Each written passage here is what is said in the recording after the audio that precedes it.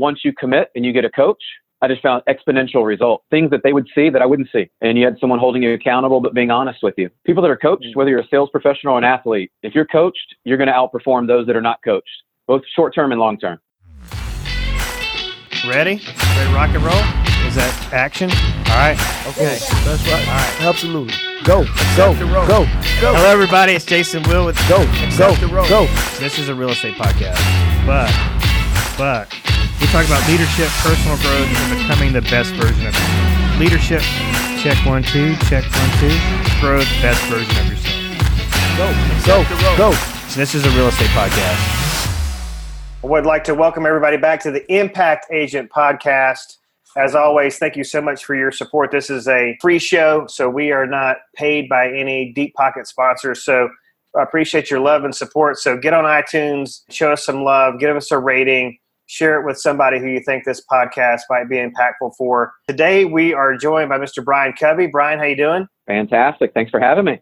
And Bryan, just tell everybody who you are and what you do real quick. Bryan Covey, originally from Memphis, Tennessee. Grew up playing soccer and athlete and all that fun stuff. Met my lovely bride now, married almost 17 years. Live in Nashville, Tennessee with our 3 kids and our little golden doodle dog, Memphis. Yeah. I love that. In the mortgage business, but man, I consider myself kind of a little bit jack of all trades. Still love to do the fitness stuff, love to be out coaching the kids, and just happened to be in the mortgage business. So I fell in love with that at an early age after college. And today, just taking those talents and trying to serve others. Tell us a little bit about your company, Loan Depot. Loan Depot was founded by Anthony Shea. If you look him up, you'll see probably one of the guys out there, understands technology, also really understands the consumer behavior and knows the mortgage business exceptionally well. And I was really attracted to that vision because it was the genesis of 2 companies coming together with iMortgage and Mortgage Masters. And those 2 companies came together to create what is now Loan Depot about 8.5 years later. And now we're one of the top retail lenders. We also have a direct division that works directly with consumers online and joint ventures and working with home builders. So very diversified company. We're not just one channel. And we also then play in the broker space as well with some wholesale business, which keeps us, I think, fresh because then you get to see buyers coming from everywhere, coming through multiple channels. And it just gives us a real good vantage point of what's consumer behavior look like. You know, what do we need to do to respond to consumer behavior and deliver that mortgage experience that they really expect? That's our mission, is how do we meet the customer where they are and take them through a process and simplify it down, which we believe we're on that journey and doing a great job of that. We'll continually get better. So what's your role with the company there or the group there in Nashville locally? So I'm a regional vice president. So I am able to serve Tennessee, Alabama, Mississippi, Louisiana, and Arkansas.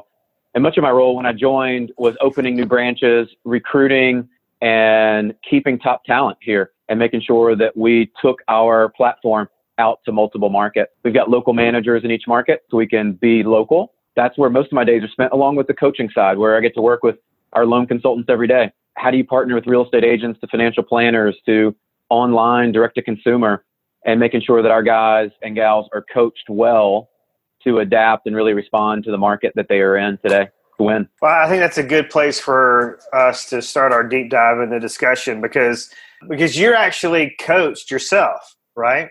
Correct. I am. And so I would just assume that you believe in coaching.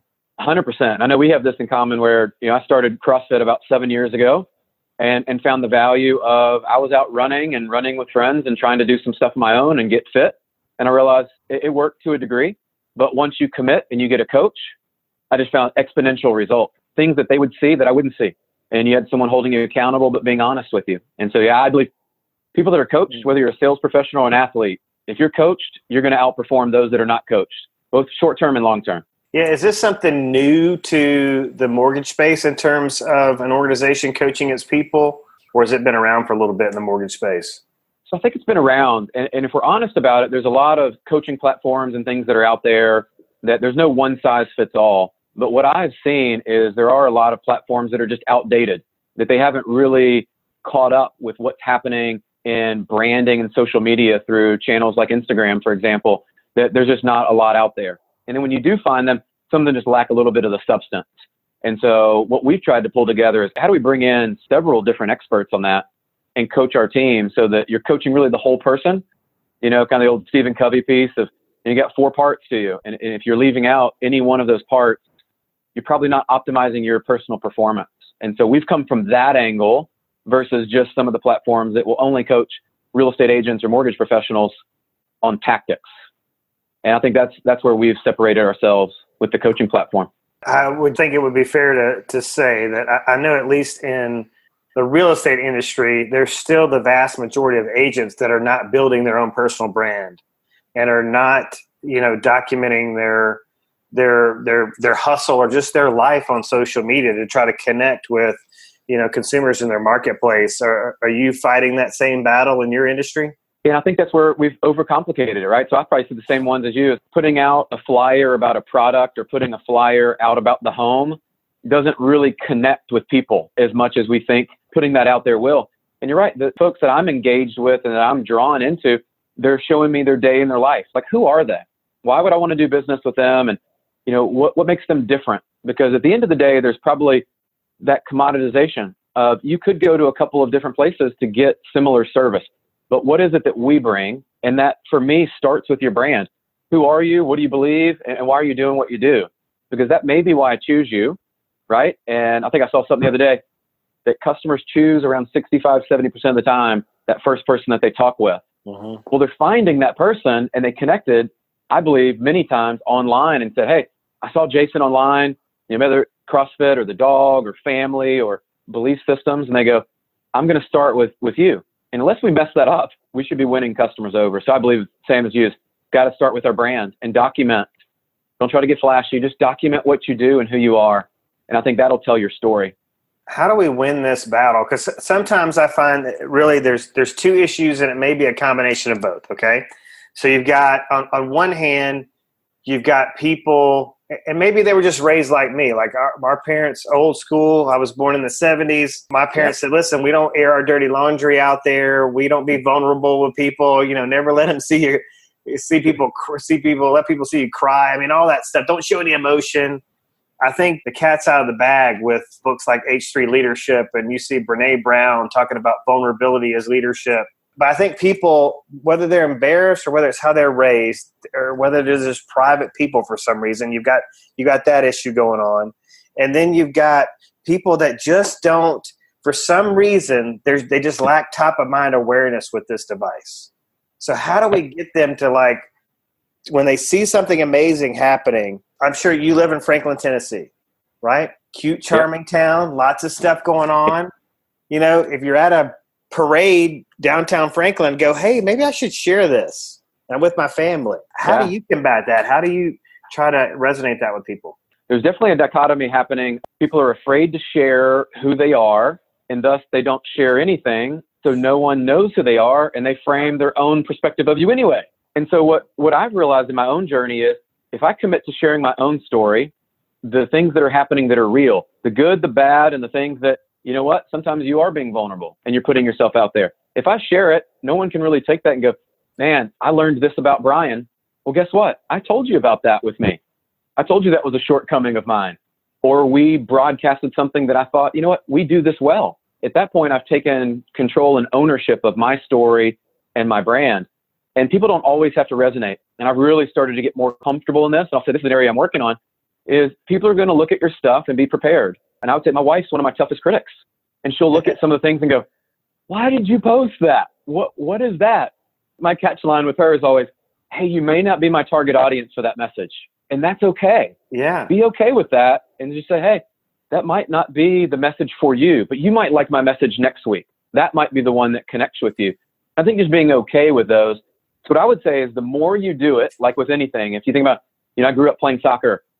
The more I took touches on the ball and the more I learned how to shoot in the fundamentals, the more touches I got, the better I got. The same is true with sharing in video. The more you share, you're going to realize, man, this worked great. Or let's be real, the things we could all look back on and go, that was not my best post. That was not my best share. And just saying, hey, that's okay too, because nobody's perfect. I think perfection is the lowest standard we can hold ourselves to because you're never going to reach it. And the more you start to share who you are, you'll realize you actually connect up with other people. Whereas if you try to be the fake person and share all these things and only share when it's perfect, you won't share any content, right? It'll just never get out there. And then you've limited yourself. So it's almost a self-fulfilling prophecy of if you don't share because you're concerned, nobody's going to see you. Yeah, I think there's a risk that people run, but in doing this, because it can backfire on you. Like if you try to be somebody that you're not, it can have a negative result. I had one agent that I was consulting with over in the Mandeville, Louisiana area, sweetest agent you could possibly meet, and really wants to get out there and do more social media. But I don't know, it's just her nervousness. But when she would get on video, it was the performance. It's like, hey, and it was just very dramatic, and it was over the top. And I was like, you're losing people. They can see it's a performance. But for me personally, it was the quantity created quality. And then once I could trace a piece of business back to a particular post or share, that's when I was hooked. I was like, there's no more need for discussion. This works. 100%. And that's the cool part is you can trace it back now where I was sharing with our team yesterday. There's literally been 3 referrals that I received in the month of July from some new Instagram posts and some things that I'm really starting to get more comfortable there. And I'm still learning, but what posts are resonating? What do people want to see in that balance? And I can trace back 3 referrals. I think that's the important part is then you've got to measure your success and say, what worked? Right. And I need to lean in more to that. I almost feel like at times when you'd share and be vulnerable, there's always been that one person on some of those that would say, hey, your message really resonated today. And that was almost the encouragement for all of us that I would take and go, cool. If it resonated with one, that was who the message was for. It wasn't for the likes and the comments and you're trying to get your numbers up. While that may superficially feel good, really shifting your mindset to the belief, and I know Gary Vaynerchuk and some others share that, is like, hey, if you're connecting up with 1 or 2 people and you made a difference, that's what it's about. Not trying to be some massive rock star, superstar. I'm moving hundreds of thousands of people like these big names are. Just be you. Yeah. Influence your community. I would say that that's a good point, because I think a lot of people, especially I would say across both of our industries, are trying to appeal to 100% of the people, when the reality is the biggest piece of the pie you're probably going to get is about 50% of the people. And those other 50%, you really don't want to work with them anyway, because you don't have anything in common. They're not attracted to you. You guys are like polar opposites. And so the business relationship is going to be an against the grain experience anyway. So we don't need to be liked by everybody. If 100% of people wanted to do business with us, we couldn't service them properly anyway. So this is a way for us to weed people out and go, hey, I like what, like you said earlier, they could see us on social media. I like what you stand for. I like that you're a family guy. I like, we share some of the same hobbies, and there's a connection there, right? That's right. One of my coaches was talking to me about moving from just being that leader that puts out just so much content to being an attractive leader, that the content you put out attracts the people you want to join your team or do business with you. They're going to connect at that point. And that really resonated with me, because I thought, wow, the attractive leader doesn't chase business. People call them, and then it's my job to explain my services and why this could be the best place for them. But that is, to me, you're right, that's a vetting process that we need to figure out and say, hey, if I tell you who I am, that should attract the right people. And so I think that's where being honest, you don't want to attract the wrong people. You're just adding work and adding conflict that you don't need.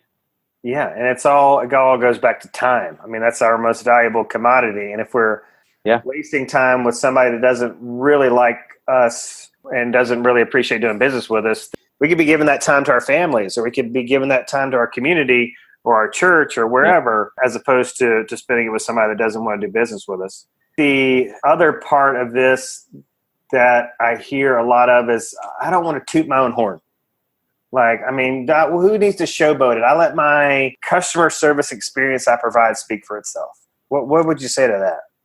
Yeah, I would say if you want to be a secret agent and the best kept secret in your market, and you want to limit your amount of business and the amount of people you serve, then you do that. And where the light bulb for me went off in this process that maybe can help others is if I really believe deep down in my core, and I am passionate that I can serve people well and at a high level and deliver a great experience, why in the world would I keep that a secret?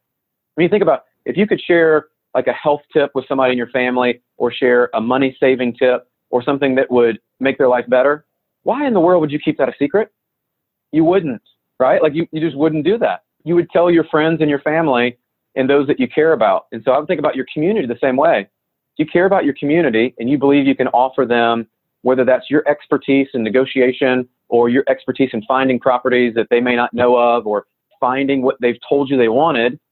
And then on the mortgage side, if I believe I can truly listen well and put together a great financial solution in their overall picture, why in the world would I keep that a secret? Because literally, I was talking to one of my best friends this morning that I work out with. And he's looking at refinancing. And it was one of those great kind of compliments back that we were talking a little bit the other day about finances. And I never lean in too hard on that because it's, the friend, but also said to him, hey, I believe we offer a great product and service. If you want to allow us to have that opportunity, man, let's talk about it. Well, then that conversation comes, then it's on me. It's game time. I got to step up and deliver. If you believe what you do is truly exceptional, which we should, or not, we shouldn't be in the business, then you're not going to keep that a secret. That's where the marketing comes in. You got to tell other people about it. I think that's probably the home run point of this podcast is that I hate to say it, but if you don't believe in yourself, if you don't believe in your service, if you're a real estate agent and you don't believe you're the listing agent for the job or you're the buyer's representative for the job, if you don't feel like you're the best qualified, then you don't deserve it. Right. But if you are the best qualified, why would you keep it a secret and not want to share it on a platform, which is like a networking party that never stops? Right. It's 24/7. Yeah. And that to me is just kind of funny. Those are just mindsets that all of us through time have just got to break down the wall and just realize, that is part of my role now. And it's moved into, yes, you have to be technically sound and have expertise, but it's equally as important as an agent or as a mortgage professional. You've got to go out and market yourself and tell people, because the reality is they're going to find someone online. Yeah. The word of mouth, we can keep hoping that's going to be a long-term strategy, but statistics tell us that word of mouth continues to drop and more people are shifting to online. And even word of mouth, what I'm seeing is, yes, I may be given your name, but my first place I go look is online to find out who you are and what you're all about.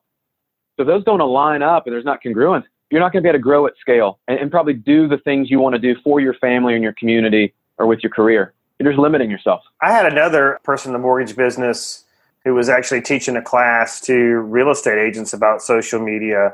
You probably know him. He's with Movement Mortgage. His name is Jonathan Garrick. You ever heard of that name? Yeah. Okay. Yeah, solid dude. Yeah. So made a great point. He was like, because I think he was addressing, I think the question from the audience was like about haters. And he had a picture of him. I guess his wife took it and he was holding his daughter's hand and they were going on a daddy-daughter date. And the question from the audience was like, why do you need to like prove to the world that you're a good dad? Or, maybe he was even talking about some hater raid that he got about that from somebody randomly on Facebook. But I thought his response was brilliant. He said, listen, he goes, I don't worry about all that stuff. You take from this what you will, you can have your own opinions. But he goes, if I inspire one other dad out there, and you kind of alluded to this earlier, to take their daughter on a daddy-daughter date, I win. So there's the first thing, because you are going to get some hate comments or people, you're going to get some negativity. That's just putting yourself out there. That's the risk you take. But in your business, there is an epically large amount of content out there about how the consumer needs to be educated. Like it's staggering how many people think you got to have 20% to put down, got to have perfect credit. And you guys, and there's how few of them know that there's low to no money down products. If I was a loan officer, I would start there. Like, let me just educate the public on how easy it is to buy a home. 100%, right? If you can blend the education with who you are and tie in some fun to that, so the mortgage process doesn't feel like it used to years ago and people were overwhelmed, and you can educate them, they're going to be drawn into you. And so that's what we've all been doing. And I know other companies and some people I've seen online, there's a few that are getting this right that I see, but I would say a few. It's not majority. And they are starting with educating that consumer and letting them know some of those myths that are out there. And it's funny you say that because I literally had a friend of mine ask last week about putting 20% down. Was that still really what was required and all? And I kind of taken back like, wow, this is still real, right? For somebody that I'm connected with that is, very educated, lives in Franklin and all this, I'm going, and I always ask, where did you hear that? that's just what I've always been told. I thought, wow. It's staggering. It's really scary. Now, I call this activation content, where you can actually produce a piece of content, put it on social media that will activate a buyer or seller. And so in the mortgage space, or even we use it in the real estate space all the time. I had lunch trainings in our office, and the videographer was one of those people who thought that, I think he was of the opinion that he had to have at least 10% to put down. So he was a little bit better off than, like 84% of the population that thinks you had to have 20%. Right. But we have sponsors for those. And we had a mortgage professional come in from some other company, can't remember the name, and they were talking about a USDA loan, no money down, 100% product. And immediately he was activated into a buyer, and within 60 days he was a homeowner. You could literally do a piece of activation content in the mortgage or real estate business every week and generate business. But it's really sad to still see the stats out there. What's good, I guess, for those of us who are doing it, but there's so much business out there for all of us. It's sad to me that people are getting out of the business, they're not making it. I don't know what the fail rate is in the mortgage business. I'm sure it's not nearly as bad as the real estate business. But I'm sure you've seen a lot of good mortgage people get out of the business that could have stayed. A lot. Yeah. And you're seeing what we love right now is there's a lot of new blood coming in. And our average age probably on my team is probably around that 33 to 35. Wow. Which is significantly different than what the industry average, above 50. There's different stats I've seen from 53 to 56 and all this happening. But we are absolutely not that norm for our team. And that's just been a model of attraction. You bring people on, they do well, and we're okay bringing in people with 2-3 years experience. And we even have a training ground in our direct center that we actually have what's called an ACES program that we teach them from the ground up, brand new to the business, because we believe that's part of our responsibility as well, is how do we bring in quality people and teach them this business that we all love, because there's not many avenues for rookies and people to join. And I think that's going to continue. And that breaks mindsets again. Because someone comes in 2 years in the business and they're successful, and you look and go, well, what are you doing? Well, hold on, you're not held to all these old false beliefs that those of us have been doing it for almost 20 years. Kind of carry that around. And one of our top producers, actually talked with him earlier today.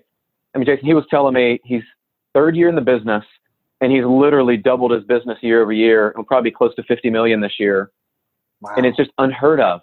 Yeah. And you just go, what are you doing? And we were talking this morning. What I loved is, he shared with me, he goes, I'm so bought into the systems, and I've started to let go of some areas that I realized I could delegate, and I'm owning areas that I'm realizing are really my gifts and talents and where I can serve more people, and I'm thinking bigger.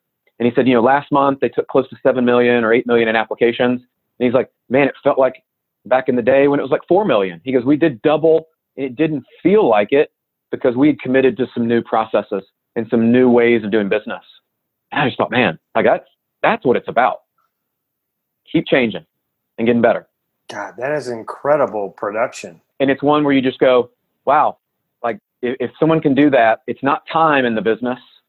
It's how often are you really sharpening your saw and getting better? And to hear someone like that tell me that they're improving their processes during this peak of the season. Everybody probably would say July was, I'm already seeing on social media, record month. We broke this record, broke that record. Great. You should. It's July with a refinance surge, with everything else going on in our economy that's going well. If you're not winning and setting records, let's talk, because there's so many that are, right? So I just thought that was fascinating that he's thinking that way. How can I improve my processes so that 8 million feels like 4? And then he's telling me, how can I get 12 to feel like, when I used to do 6? That's cool. That is a killer recruiting line, like script. If you're not winning or setting records, let's talk. I'm gonna have to use that one now. Yeah, do it. We'll use it. But how powerful would it be as an extra incentive? You're training your team, your mortgage professionals, all these up and comers. What a powerful tool social media is. But say, listen, here the secret sauce is to use it to grow your business, but also go show these real estate agents how to grow their business with it. And you're going to win their business for life. You help them win, and you're going to win. So it's just like this huge gift. So many people are just so busy on the sidelines contemplating ROI and fear and all this stuff when it just has this amazing application and results basis. It's insane. 100%. I think leaders go first. And so you'll kind of hear like Simon Sinek's book, Leaders Eat Last. Mm-hmm. But as Maxwell would say, leaders also go first in the charge. In social media, I put myself out there, not only financially investing in my own brand, but in coaches and third parties to help me. Teach me Instagram and what I should be doing, right? Teach me LinkedIn. That was one big platform that I worked on the last few years. Teach me Facebook and targeted advertising and how that works. Teach me how to teach other people, right? Because it's one thing to do, but then it's another to teach. And I think as we've gone forward, I've really tried to lead by example with my team and just say, hey, I'm going to be the guy that goes out there. A year ago, honestly, a lot of my team was not doing video content. And if you were to poll my group now, we've moved that needle to where maybe 10% were even doing anything video. And I would suffice that we're probably nearing that 30 to 40% of our team that are consistent doing video. That's been one for me where I'm like, wow, how do I keep moving the ball down the field with them? What I noticed was those that engaged in video early, they were kind of the early adopters, as we would call them, and they got really comfortable and fought through their own fears. They're the ones that are winning right now in their production. Because a year ago, they started doing video, and they got better, and they got better, and they got better, and they kept putting more content. And the gentleman I was saying about earlier, he's absolutely committed. He shot a video yesterday that I was here. And you've got to keep doing those things. Lead by example and bring your team with you because, as the leader, I look at that as that's my job to inspire and educate and really equip them to win. And I believe this is an area, it's not going away. We're not going to wake up in 5 years and go, oh, that's over. I'm glad I didn't invest in that one. What? Yeah. No. So if you're scared to death of video, we're in a video first marketing era, which will soon evolve to video only. So it's only it's only going to get more prominent. So the longer you sit on the sidelines, the further behind the eight ball you're going to be in the long run. I got about 3 key bullet points about social media.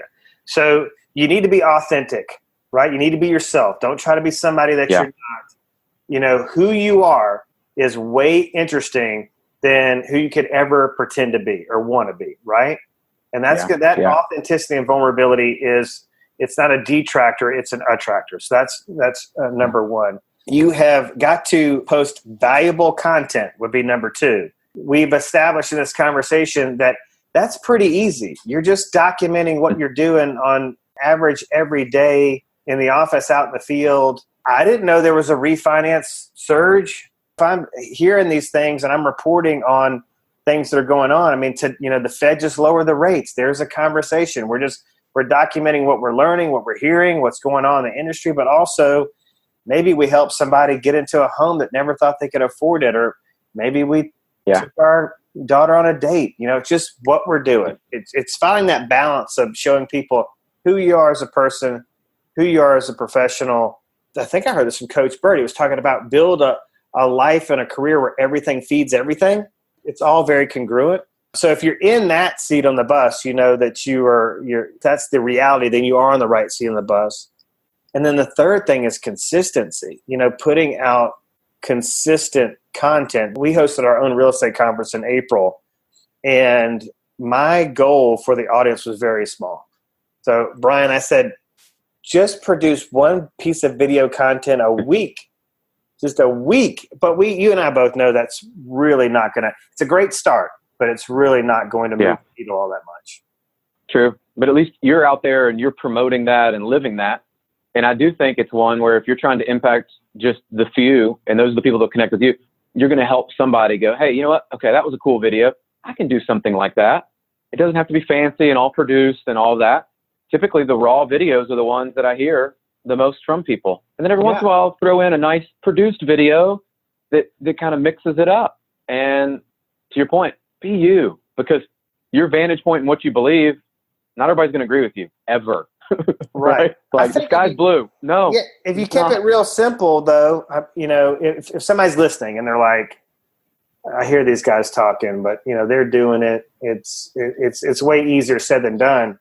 But I'm almost getting a theme here that it's just really a pay it forward mentality. Whether you're teaching somebody or inspiring somebody or if you hear this piece of knowledge, like, you're doing a coaching call or a sales meeting for your folks, and you're like, hey, it's a refinance surge out there. Let's get out there and get those refinances. This is a great time to refinance. Rates are low, all this kind of thing. Then they think, well, who could benefit from this information? Well, the more people I get the information to, the more people can benefit. So it's really that simple. All right, so you're a big personal development, personal growth guy. You can see some of the books on your bookshelf, but how has that impacted you professionally and personally? My story is really just growing up as an athlete, having coaches around me and people that would pour into me as like just a young kid. And I'm probably like a lot of folks, like I could have gone down the wrong path and probably tried to go down the wrong path, but having coaches early in my life, I realized very quickly the discipline and the commitment and having those coaches made me a better person. And whether that was showing up to practice versus going out and doing something I shouldn't be doing, that's important as you grow up. And that was ingrained in me as a kid as I kept going forward. And I was very blessed to have some wonderful coaches. And even one I talk about a lot, one of my best mentors was from Poland and was my soccer coach and would bring me over to his house and feed me and take me to, he coached a college in Memphis, and I'd get to go train and watch with them, but really kind of took me under his wing in a way just to say, hey, this is what it looks like. You want to go play college? You want to play pro? Like, here's what you got to do. But bringing me into the full spectrum. And I learned at an early age, like, coaching matters. It just does. And I've always had that passion in my heart where coaching soccer or leading a small group at our church or anything that I could do to give back, to me, that gives me energy. And I've realized there's alignment there that when I'm serving others in that kind of roundabout way, I feel like using your God-given talents and gifts, when you're doing those.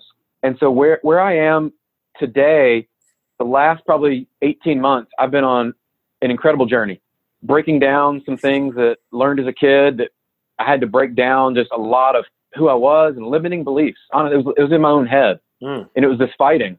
I connected up with a guy over at Warrior. You've probably seen Garrick J. White over there. And then a guy named Raul Velasquez who leads this group called The Edge.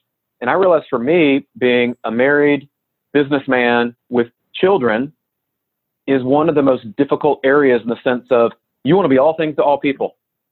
And the reality is that is really tough to run a successful business, be the best, husband ever, be the best dad ever, and like figure all that stuff out. And so I sought out some guys to say, hey, I don't have it figured out. I need to learn. And so I've been on that journey, and a couple things that I took away and really I use in my coaching is the whole person theory, the Stephen Covey piece, but also this integration versus balance. I was taught, I don't know if you were, balance is what I was told. You just got to balance. Yeah. Balance this, balance that. What does that mean? I go to work for 25% of my day. I'm home 25% of my day.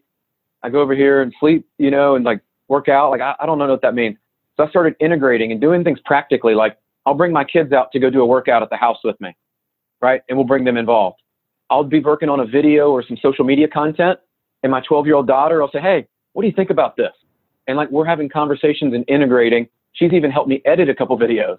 And like just bringing them into what you do, I think we overcomplicate it, right? And then probably like a lot of us, like my wife is one of my best kind of contrary opinions on things. She'll look at things from a different vantage point and say, hey, I'm looking at it from this standpoint, or I'll bring a conversation to her, and I'm almost getting coached from her because I'm trying to figure, okay, what is the best tactic here?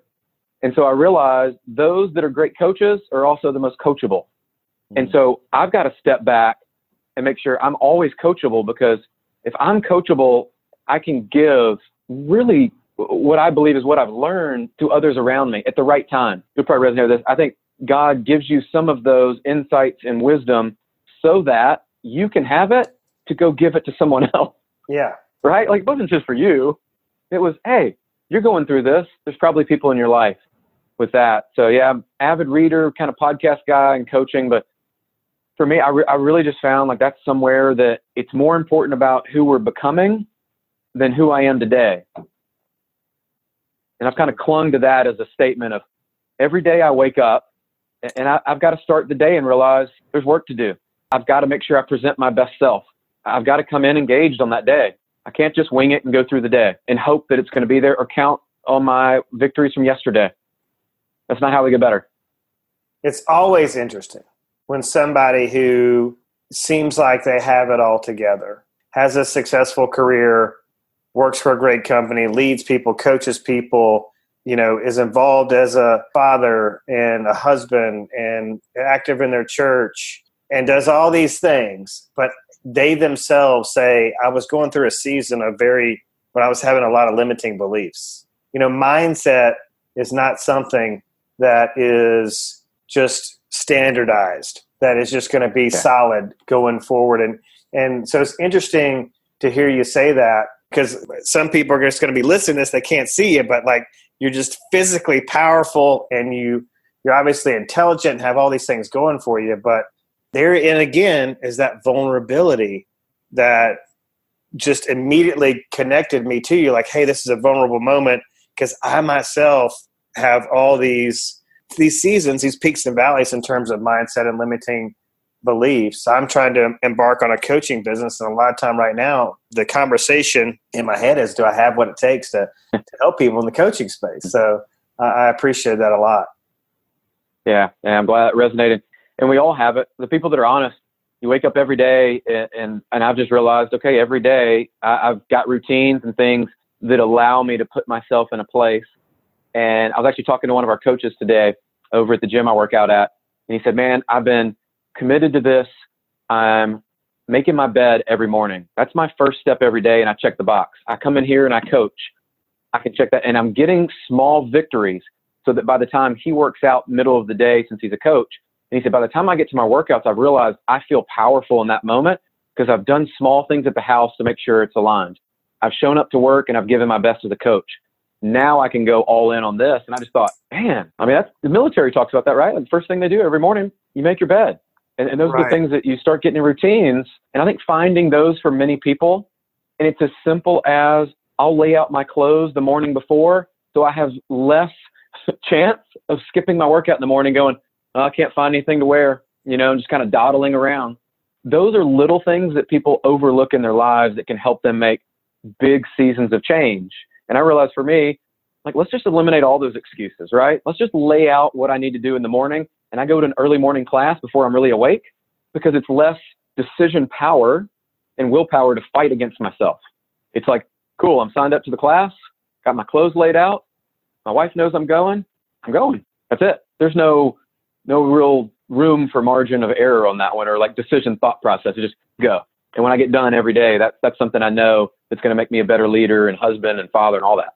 Let's see. I've started week 15 working out consistently every week. There's some days where I'll do 2 workouts. Like I may go to CrossFit in the morning. I may do Peloton in the afternoon. But if I wasn't focused on resources like having an Audible membership, subscribing to podcasts, going to conferences, having coaches in my life, then you wouldn't pick up a lot of those simple tactics that keep you on track. But the other thing is the big realization is that, because I'm one of those guys, like I'll get all into health and fitness, or my version of it. And then maybe I'll go a month, 2 months, probably the most I've ever gone is like 3 months. And then I fall off the wagon. And people on my team even say that. They're like, because I'm trying to get everybody in my office eating better and exercising and going to CrossFit with me. And they're like, Jason, it's just a fad. You're going to be back to, stuffing your face with French fries before we know it. But I can just tell you that one of the big aha moments that I've had is that there is just that easy street is a myth. I mean, you're never going to reach this point. Like, even though Bryan is super fit, if you stop working out today and start eating bad, you're going to get chubby. You haven't earned this plateau where you're going to be there. You're not grandfathered into this level of fitness. And so suffering is a part of it. Even things like affirmations. When I'm at CrossFit, and CrossFit is like literally like a torture chamber for like 45 minutes.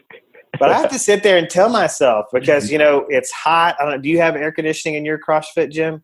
No, we're at Iron Tribe. They've got a little bit of AC and some fans. The fan kind of blows the hot air around. Yeah. Yeah. So same thing with ours. And I just had to tell, like, I'll use this affirmation all the time. Like, I love to suffer. I love to suffer. I love this. I love the pain to get through it. But just the benefits of the mind and how much clearer, and just the cognitive benefits of it.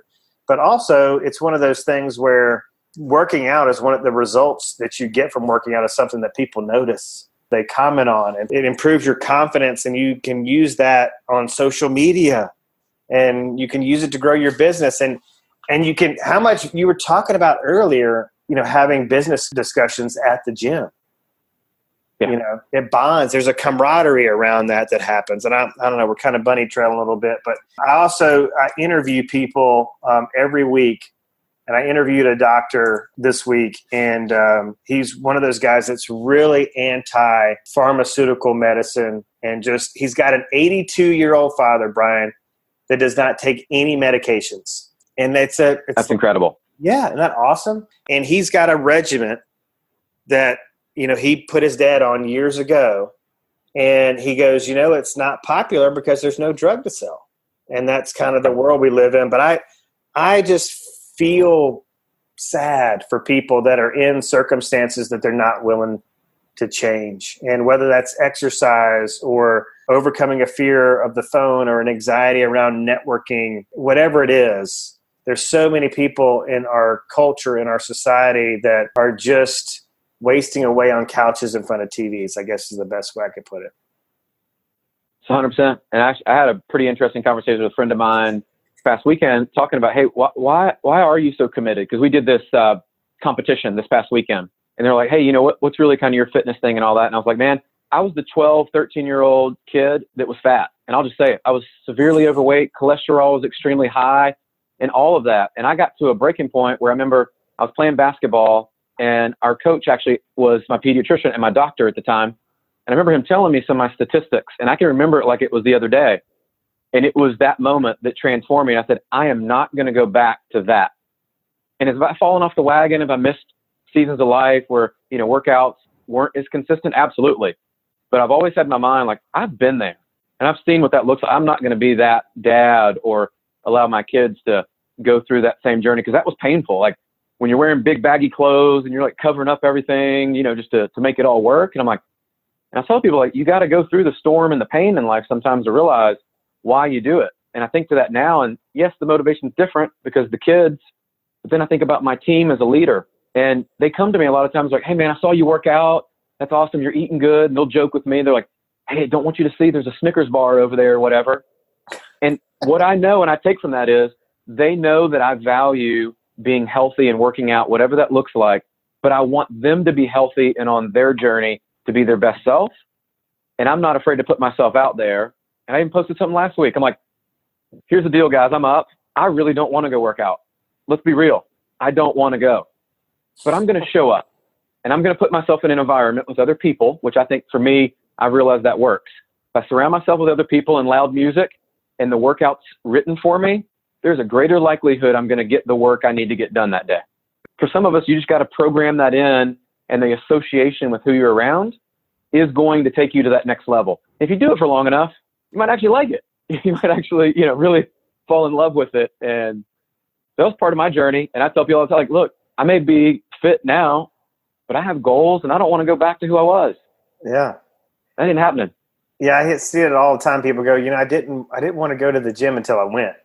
I didn't want to run until I ran. And then I was like, man, I'm so glad I did that. But I go back to an Andy Frisella podcast that I listened to a while back. And he was like, when I get home and after a long day busting my butt and I sit on my bed and start to take my shoes off, he goes, man, I just want to lay back on that bed. Everything in my body is telling me to just lounge around and let's be lazy. He goes, I know the trigger for me, and just like you were saying, the trigger for you is like laying out your clothes for the morning. So you just, making it easy so you don't have to make any decisions in the morning. You can just get dressed and go to the gym. He's like, the trigger for me is as soon as my brain tells me I don't want to do something, I know I need to do it. So whether it's shooting that social media video, going to the gym to work out, and, that's not always the case, but for most of the time it is. The stuff that is causing you the most anxiety, especially around, your professional life and your physical health, is what is going to bring you the biggest benefit. Oh, yeah. I saw that one too. That resonated with me when he said, right when you think and your brain tells you, don't do this, he goes, that's the one you need to do. Because I think he said something maybe even after 10 seconds, the thought's gone, you've moved on to the next thing, and you lose that moment. And there's too many moments that you can actually serve and make an impact on someone else. Don't let the moments fly by and cheat yourself out. Yeah, it's awesome. All right, so let's say I'm in the mortgage business and I'm listening to Bryan, and I'm like, man, my company doesn't offer all this, incredible training and motivation, and the company sounds amazing. If they're anywhere across the country, do you want them contacting you to learn more about Loan Depot, and how do you want them getting in touch with you?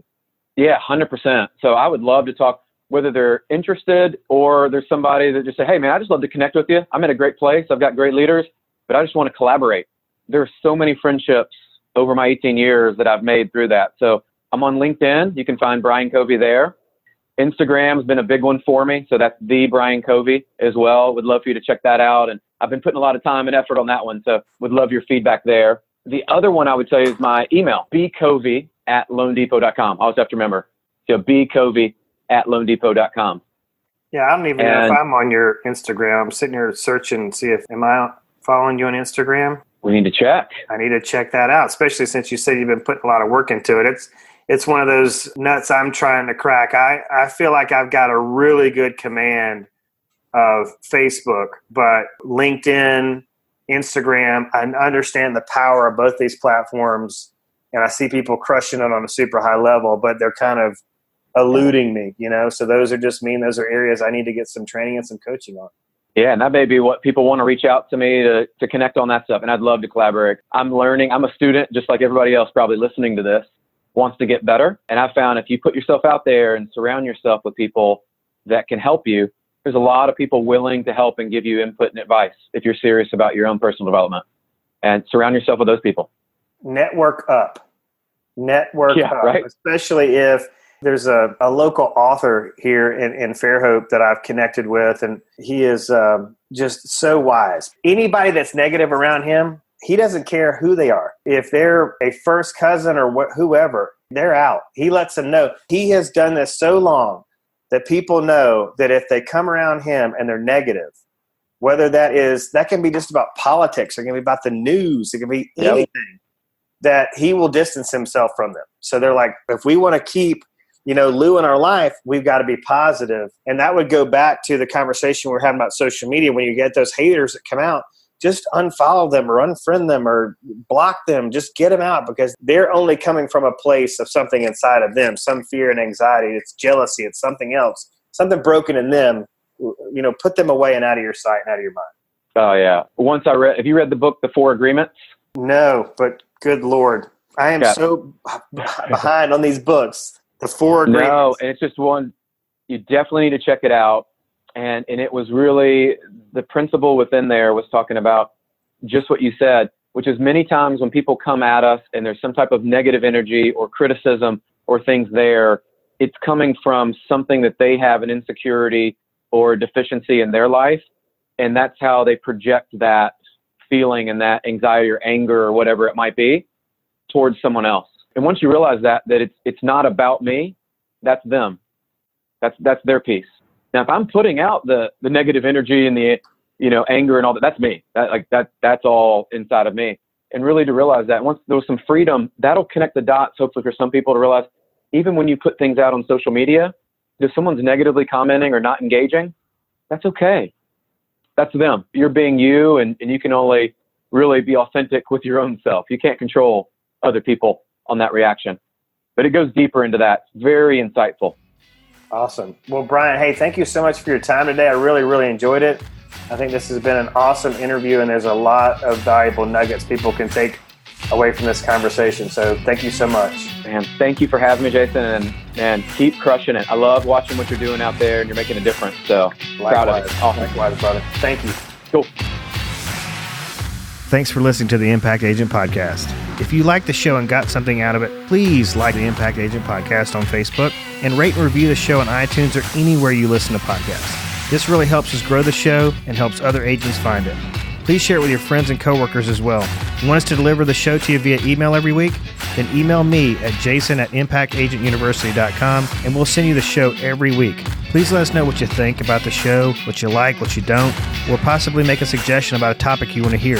Email me at jason@impactagentuniversity.com or leave us a message on Facebook at Impact Agent Podcast. Until next week, everybody be productive, safe, and happy, and always keep learning. This podcast is produced by Johnny Gwynn at Deep Fried Studios in Mobile, Alabama, and is paid for and powered by ImpactAgentUniversity.com.